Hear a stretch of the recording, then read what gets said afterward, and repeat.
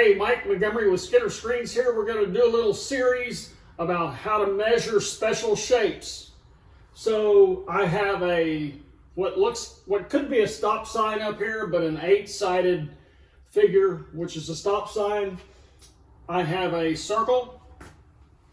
I have what's known as a half eyebrow and another half eyebrow. So these would go on 2 windows side by side like that. And then I have another drawing of what's called a full eyebrow here. So we're going to have a short series about how to measure all these. So stay tuned for part 2 coming up shortly. Thank you very much. We're excited to show you how to do this. If you haven't subscribed already, go ahead and hit that subscribe button because it helps us out.